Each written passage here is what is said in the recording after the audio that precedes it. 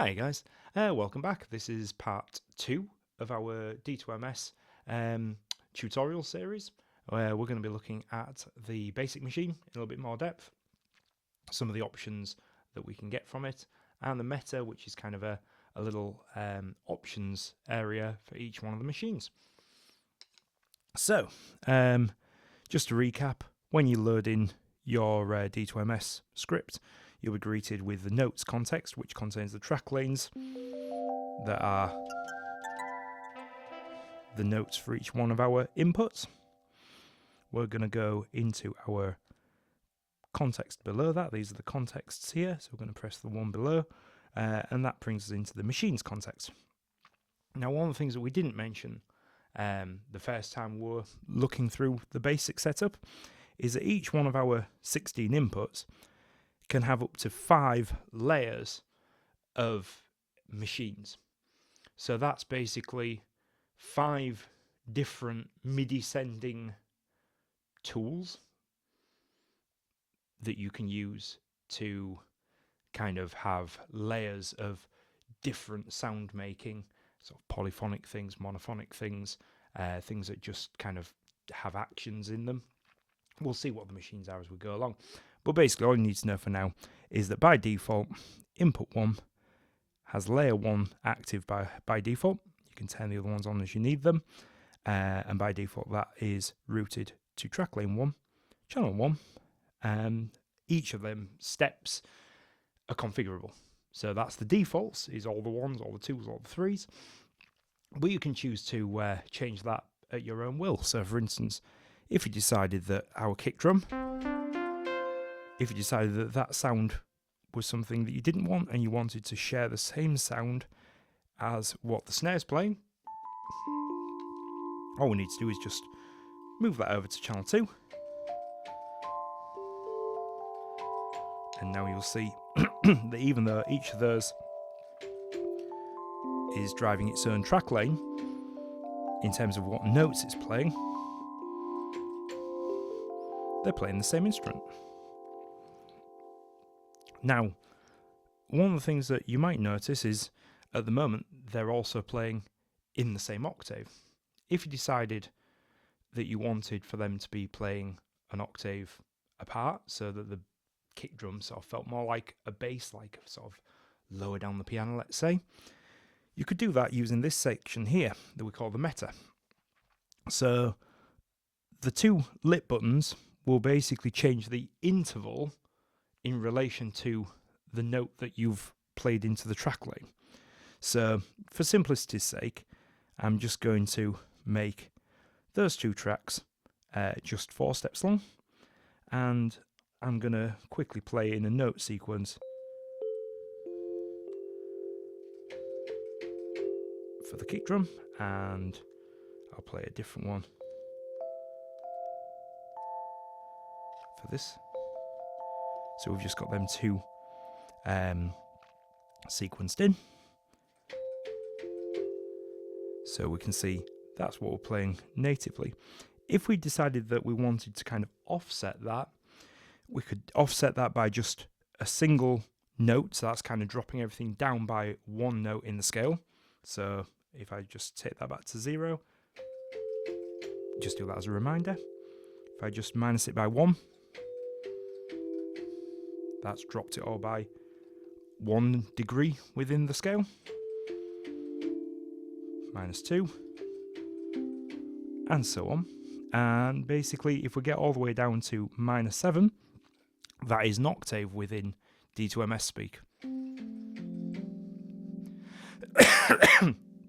To make it easier to jump in octaves rather than having to like press the interval buttons loads of times, the outside of the interval buttons drop things by a full octave. So if I press minus again, we go to -14,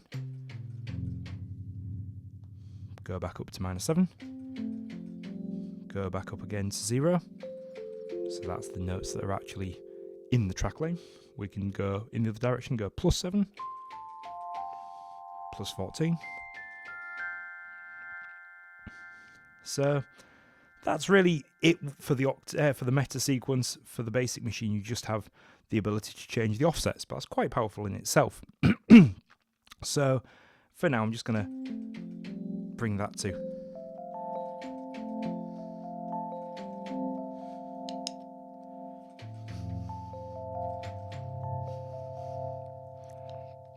And I'm going to restore that back to channel 1.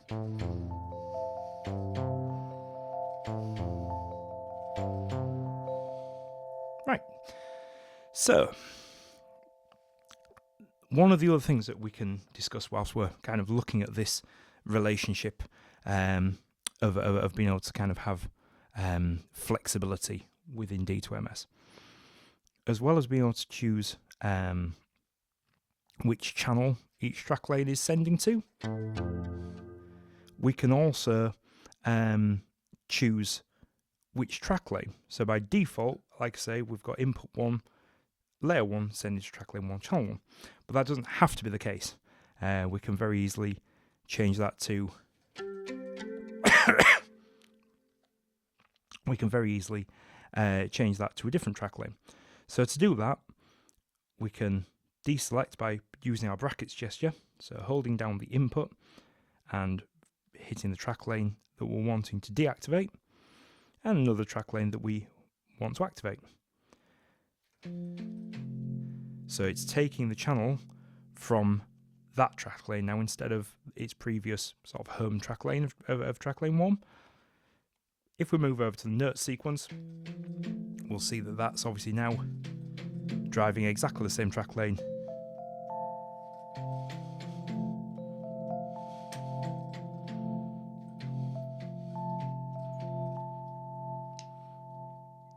So it's taking its octave value from the meta in terms of its interval, and it's applying that to the track lane that is the same one as being pointed to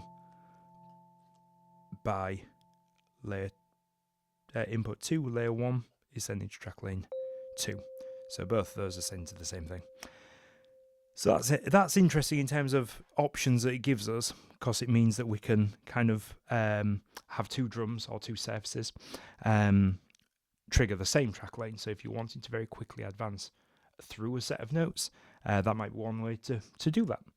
And again, you're not limited to just one track lane. So for instance, if I wanted to have my snare send to its own track lane, but also trigger some notes in track lane 3, for example. So I'll just put some new notes into that one. Sorry. There we go. Don't like that one. Should have that one instead. There we go. So, excuse my cough. If I want to, as well as drive that note sequence, I also want to drive, I want to do it from the same input. All I would need to do is go to my snare drum, input 1, and add that one. So you can now see there's two track lanes being driven by one input. So now when I hit it,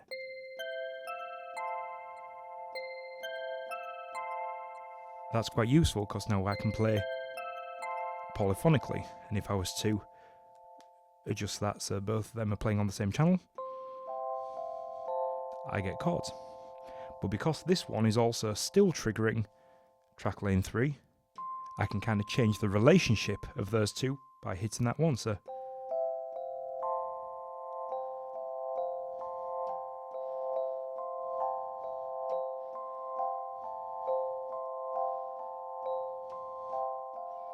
and then back to the start. So that's just a useful little thing to know about track lanes, is they can kind of become as simple or as complex as you want. For the majority of our learning experience, I would probably say we're best off just sticking with 1 to 1, 2 to 2, 3 to 3, 4 to 4. But once you're familiar with it and you're kind of comfortable moving around, it's a really great way to kind of create more interesting performances, because you can have kind of interdependencies between track lanes and different surfaces on your drums. So have a little look at our next. Here we go. Right, so basically, we're now going to discuss the first of our machine types after the basic machine. So, as we said, the basic machine is kind of our default of sorts, but it's not the only one. So to access other machines, so each layer can host its own machine. We're just going to use the layer ones of inputs 1, 2, 3, and 4 whilst we're learning. But to change the machine that's in that input, we use these two blank spaces here, which basically move up and down between all the machine types. So you can see on the norm screen that moves from basic, well, it goes for empty at the very far left, which means that nothing's hosted in that input, through basic, which is our first one that we've discussed. And now we're going to move that again to our second machine, which is the riff machine. Now, one of the things you'll notice when you move from the basic machine to the riff machine is that the meta changes. So in this area, the meta area, you have a lot more options on the riff machine. And the reason that we call this the meta area is that for quite a few machines, you essentially have a meta sequence. So you have kind of a small cog that moves within the larger track lane. So in the riff machine, rather than like in the basic machine where every time you hit an input, the note lane gets advanced by 1. In the riff machine, if we just go back here, we'll see it stays on the same note, but what's happening is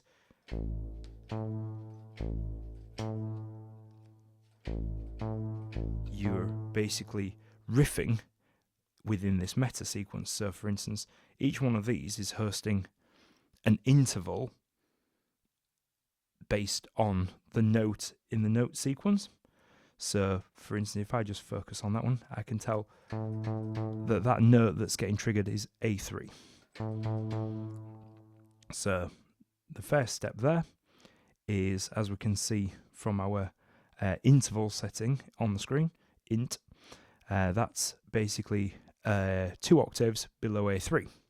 So A1, basically.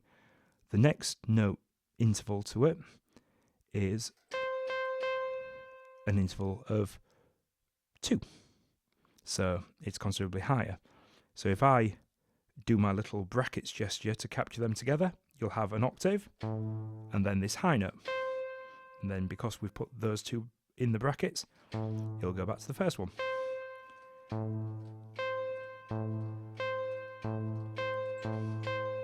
So that lets us kind of, particularly on things like bass lines, it lets us kind of trigger little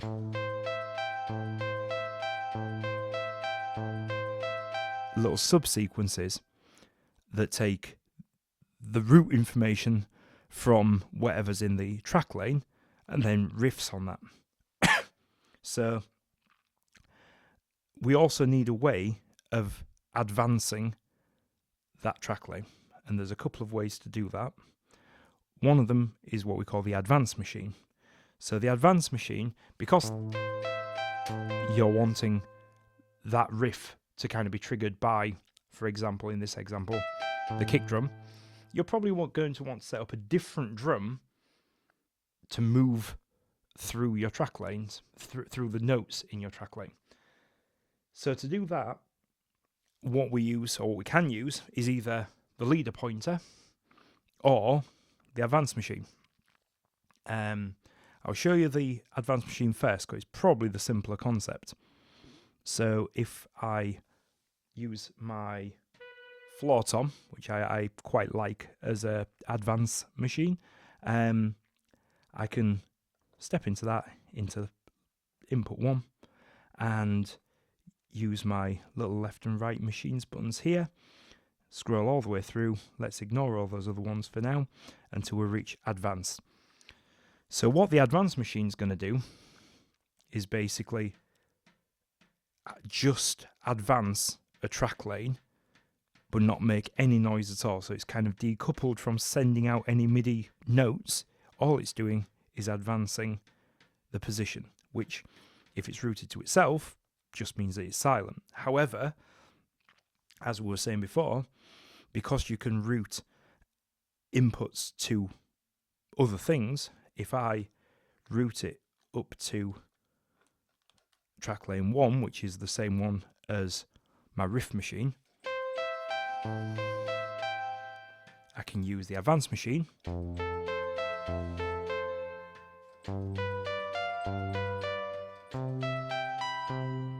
to move through that sequence.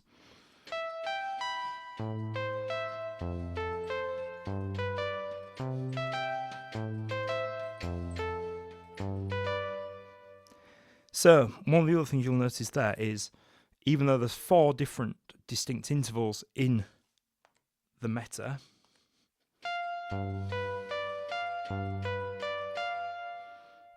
up here we have a little highlight option, which is basically a reset on advance trigger. So if I leave that on, it's on by default. What that means is that no matter where in that sequence of notes, which can be up to 8, remember, it can be just, you can pinch that second row and it'll go all the way around. If I put that back to 4, even if I've only played the first 2 notes, as I'm triggering an advance, it'll always play back from the first note.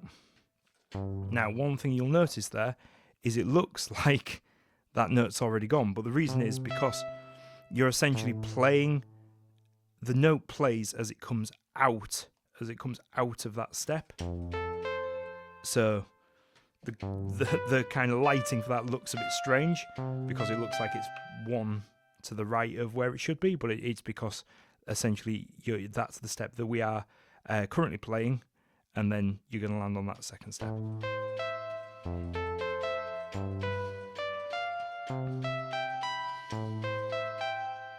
If that makes sense.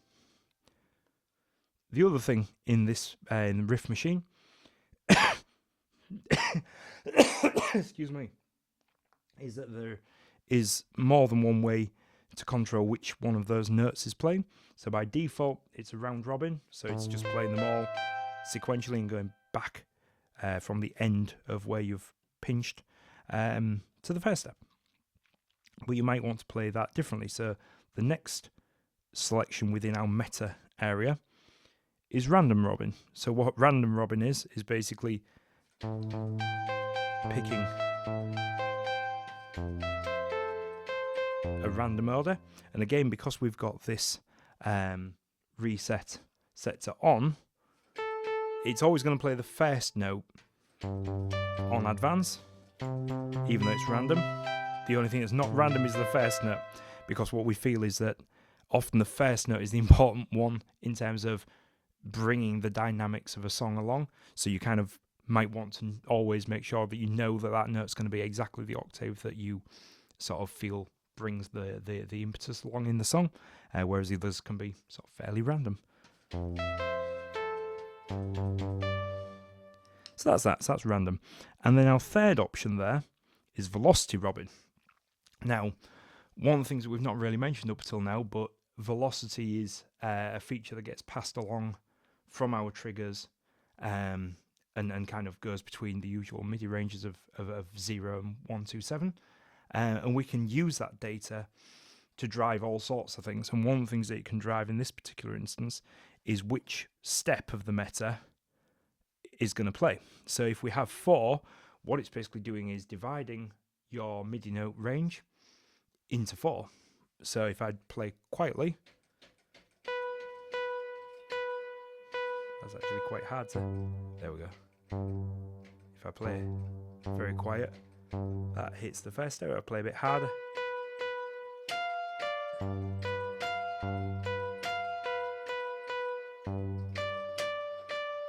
So the hardest ones are going to hit the furthest right, and the softest ones are going to hit the furthest left.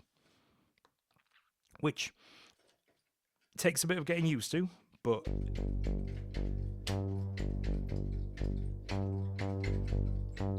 so I'm playing soft, soft, soft, soft, hard, which lets me kind of choose my own pattern sort of thing. The more notes that are in the meta, the more random that kind of starts to be, because your own accuracy is pretty limited when it comes to drums, or certainly mine is. But 3 is normally a good number. That's like soft, medium, and hard, which I think most people can achieve. So yeah, so that's the riff machine.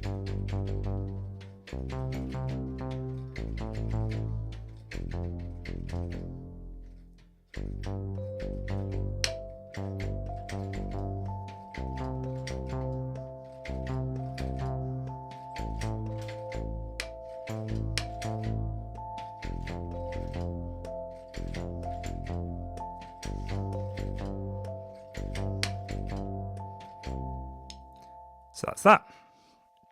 And one last thing to sort of tell you is the leader pointer system. So the leader pointer is a little bit of a strange one to grasp without just kind of experiencing it. But what it lets us do is basically point a track to take its note data from another track lane whilst retaining its channel data from the original track lane. So this kind of provides us with another way of using things like riff machine that don't automatically drive themselves along the track lane, because what I can do is have a riff machine in track lane 1 but use this button here, so that's just below the channel buttons. It's the one that's just above layer 5, and that's, if you hold it down, that says leader pointer. And what you'll see is by default a track that's just driving itself will have no leader pointer. If you're wanting a track lane to take its track lane data from another track lane, you can leader point to that track lane. So by doing what I've just done there, I'm now using the note information that's generated by track lane 4. So you can see it's now track lane 4 that's flashing.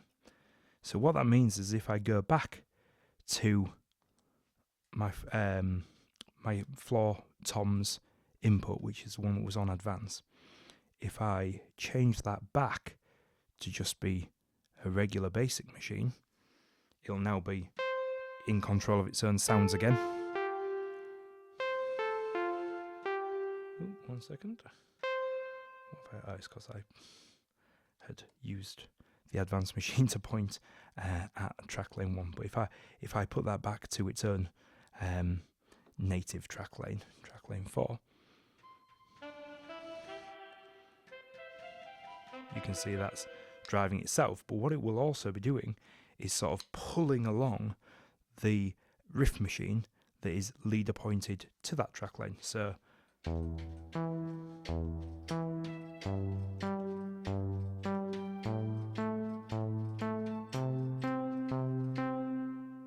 I hope that kind of makes sense. So let's just live record some notes into there, just that kind of makes sense.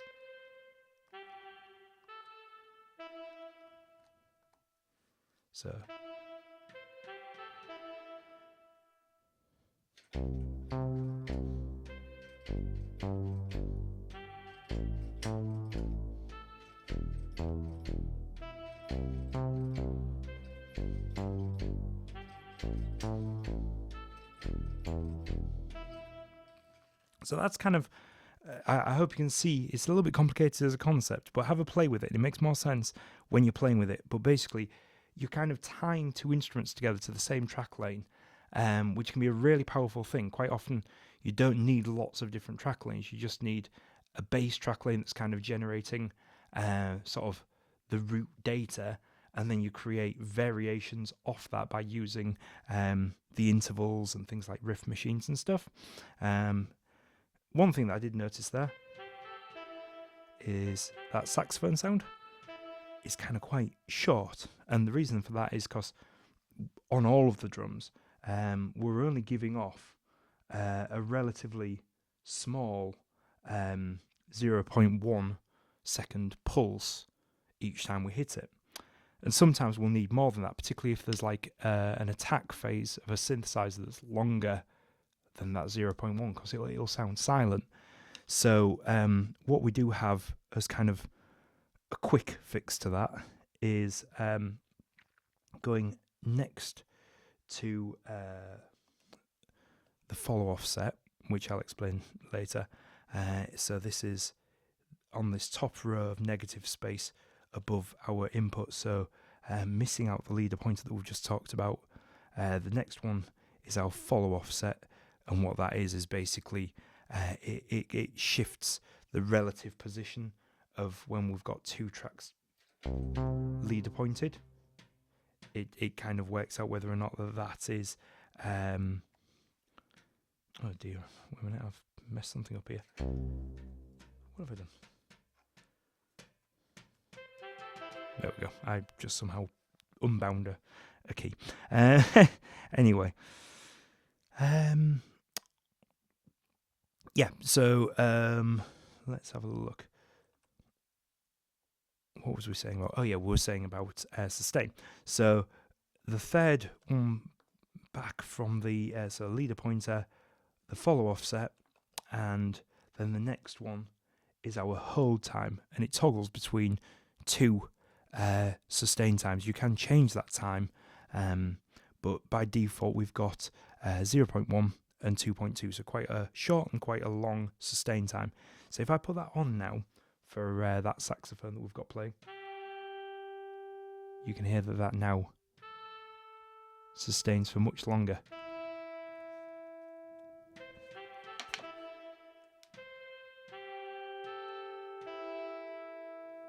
I hope you can kind of see that.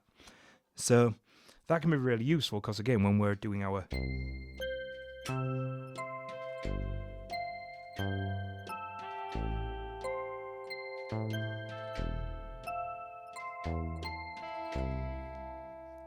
that's the difference.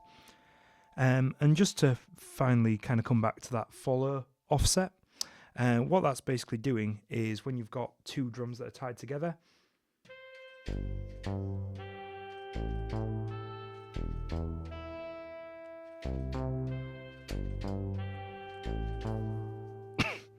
it's basically